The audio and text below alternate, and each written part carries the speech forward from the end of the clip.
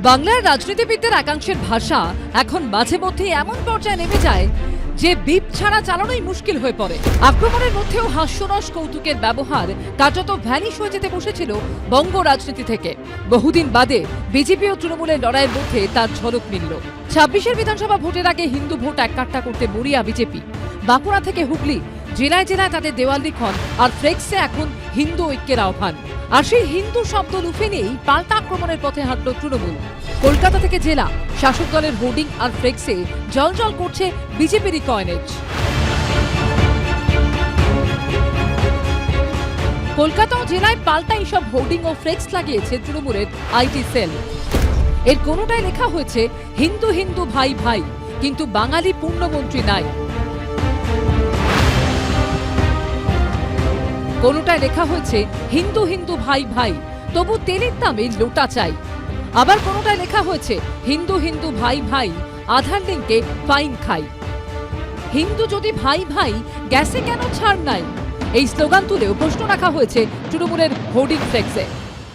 বিজ্ঞাপনের জন্য, ভোট পাওয়ার জন্য হিন্দু হিন্দু ভাই ভাই, কিন্তু প্রকৃত সেবা দেওয়ার জন্য কারা আসল ভাই?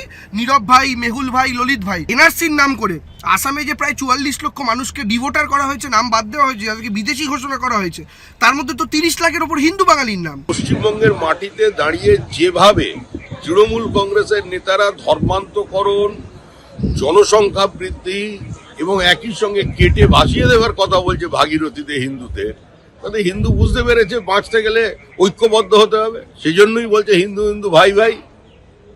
এই পরিস্থিতি তৈরি কারা করলো? এর জন্য তো দায়ী তৃণমূল কংগ্রেস। তৃণমূলের এজেন্ডাই হচ্ছে বিভাজন। একটা সময় এই ছড়ার লড়াই ছিল রাজনীতির অন্যতম আকর্ষণীয় বিষয়। 60-এর দশকে কংগ্রেসের প্রতীক ছিল জোড়া বলদ। সেই ছবি এঁকে তাঁরা লিখত, ভোট দেবেন কোথায়, জোড়া বলদ যেথায়। কংগ্রেসের পাল্টা দেওয়াল লিখনে সিপিএম লিখত, জোড়া বলদের দোধ নেই, কংগ্রেসের ভোট নেই। 1972 সালে রাজ্যে বিধানসভা নির্বাচনে কংগ্রেস ও সিপিআই এর মধ্যে জোট হয়েছিল, আর বিরোধী জোটের নেতৃত্বে ছিল সিপিএম। তখন সিপিএম এর স্লোগান ছিল, দিল্লি থেকে এলো গায়ে, সঙ্গে বাছুর সিপিআই। কংগ্রেস লিখত, চীনের কাস্তে হাতুড়ি তারা, দেশের মানুষ বিচার করুন, দেশের শত্রু কারা। এখন কার্যত অতীত হয়ে গেছে এই মস্তিষ্ক যুদ্ধ। তার পরিবর্তে হুমকি হুঁশিয়ারিরই পাল্লা ভারী। এবিপি আনন্দ।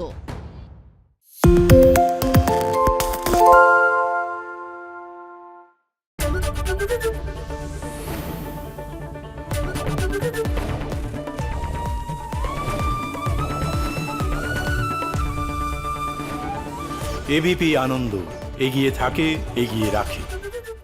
পালিয়েছে তাই নাকি? রাত্রে বাংলা গুজব চায় না, বাংলা খবর চায়। বাংলা খবর, বাংলার খবর।